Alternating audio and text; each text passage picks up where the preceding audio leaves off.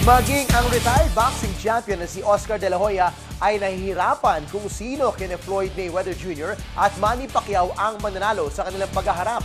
Let's get more from Dayan Castillejo.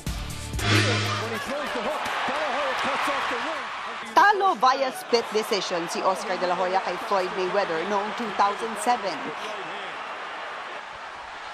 Tinigil naman siya ni Manny Pacquiao via 8th round TKO noong 2008. Para kay De La Hoya, magandang match-up ang labanang Floyd kontra Manny. As long as the fight is a great fight, that's all that matters. That's all I'm concerned about. I love the matchup.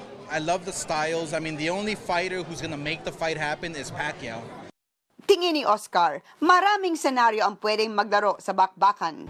At parehong maaring magtagumpay ang agresibong Pacquiao o ang defensive master si Mayweather. We might either see a dull fight because Mayweather just beat some hands down because he's boxing, or we see a great fight because Pacquiao's just putting on the pressure and making him fight. So I'm hoping for plan B. You know, my head goes with Mayweather, my heart's with Pacquiao. Tuloy naman ang pagkayod ni Pacman sa kanyang huling linggo ng training sa Los Angeles. Inakyat niya muli ang mataas na bahagi ng Griffith Park. Ito ang paboritong ruta niya na pampatibay ng binti.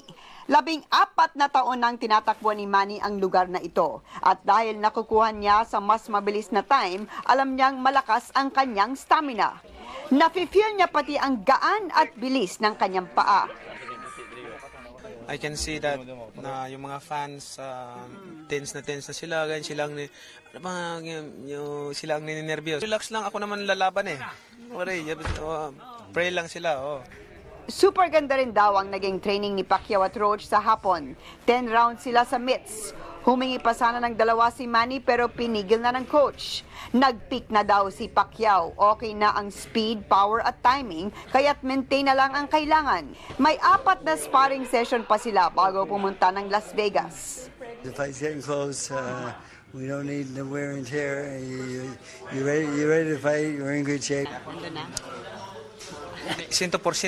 Wala rin kaba si Mami Jonicia Pacquiao sa nalalapit na laban kay Floyd. Dumaan kanina sa wildcard gym si Mami D.